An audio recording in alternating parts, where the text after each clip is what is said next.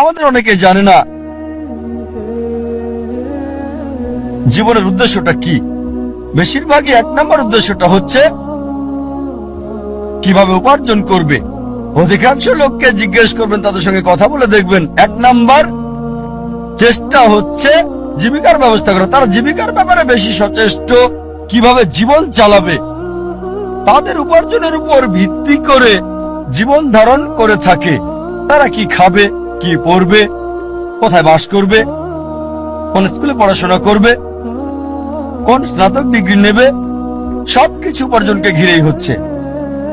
আর এরা চিন্তা করে যে যদি বেশি টাকা উপার্জন করতে পারে তাহলে জীবনের লক্ষ্য অর্জন করে ফেলেছে। যেমন আমি যথাযথ হওয়ার উদাহরণ দিলাম। আমাদের অধিকাংশই কি করি, পাখির চোখ নিশানা না করে কি করি, আমরা শূন্যে গুলি করে দিই আর চারপাশের বিষয়গুলো টেনে আনি, নিশানা ছাড়াই গুলি করে দেই। কোন একটা বিষয়ে গ্রাজুয়েশন করি, তারপর যখন বলা হয় কেন এই কোর্স নিয়েছো তুমি, ও আমি তো ভাবিনি। তারপর বিশেষত্ব খোঁজে, আরো বেশি বিশেষত্ব খোঁজে, তারপর চেষ্টা করে যাচাই করে কেন এই কোর্স নিয়েছে। দেখবেন লোকে প্রথমে চিন্তা করে কত উপার্জন করবে, আর উপার্জনের ভিত্তিতে সে সিদ্ধান্ত নেয় কিভাবে তাদের জীবন যাপন করবে। এটা শূন্যে গুলি ছোড়ার মতো আর পাখির চোখে নিশানা করার চিন্তা করা। প্রথমে দেখতে হবে আমাদের কেন্দ্র কোনটা, আমাদের গন্তব্য নির্ধারণ করতে হবে আমাদের কেন্দ্র কোনটি। মানব জাতির জন্য সবচেয়ে গুরুত্বপূর্ণ গন্তব্য আল্লাহ কেন্দ্রিক হতে হবে। তার উদ্দেশ্য, তার লক্ষ্য হতে হবে আল্লাহ সুবহানাহু ওয়া তাআলা এবং সর্বশেষ চূড়ান্ত নবী মুহাম্মদ সাল্লাল্লাহু আলাইহি সাল্লাম। আর বিশ্বাস করেন, আল্লাহ কেন্দ্রিক হলে আপনার নিজেকে অবহেলা করতে হবে না, পরিবারকে অবজ্ঞা করতে হবে না, আপনার সমাজকেও না। আল্লাহ কেন্দ্রিক হলে আল্লাহ বলেছেন নিজের যত্ন নাও, রাতে ঘুমাও। আল্লাহ বলেছেন পরিবারের দেখাশোনা করতে।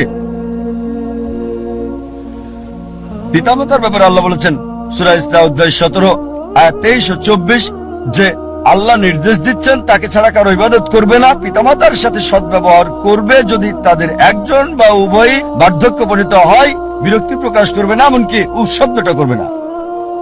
বিনীতভাবে কথা বলো, দয়ার টানা মেলে দাও, আর দোয়া করো হে আল্লাহ তাদের অনুগ্রহ করো যেভাবে তারা আমাকে শৈশবে লালন করেছেন।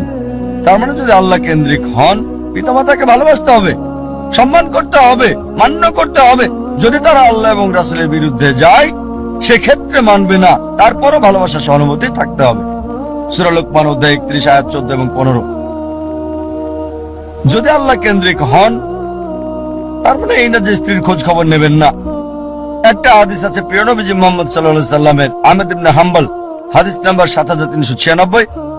আমাদের নবীজি মুহাম্মদ সাল্লাল্লাহু আলাইহি সাল্লাম বলেছেন মুমিনদের মাঝে সে সবচেয়ে উত্তম যে তার পরিবারের সাথে ভালো, বিশেষ করে স্ত্রীর সাথে। আল্লাহ কেন্দ্রিক হলে পরিবারকে অবহেলা করতে হবে না, সমাজকে অবহেলা করতে হবে না। আল্লাহ বলেন সূরা মাউন অধ্যায় 107 আয়াত 1 থেকে 7 যে প্রতিবেশীর হক আদায় করো, প্রতিবেশীকে সাহায্য করো। প্রিয় নবী মুহাম্মদ সাল্লাল্লাহু আলাইহি ওয়াসাল্লাম বলেছেন, এই হাদিসটা আছে সহিহ বুখারীতে ভলিউম 1 বুক অফ ফেথ হাদিস নাম্বার 13 যে সে কখনোই পূর্ণ মুমিন নয় যদি তার ভাইয়ের জন্য তা পছন্দ না করে যা সে নিজের জন্য করে থাকে। তার মানে অন্যদেরও দেখাশোনা করতে হবে। তাই আল্লাহ কেন্দ্রিক হওয়া মানে এই না যে সবকিছুকে অবহেলা করে ভিখারির মতো জীবনযাপন করতে হবে। তবে কেন্দ্র হবে আল্লাহ।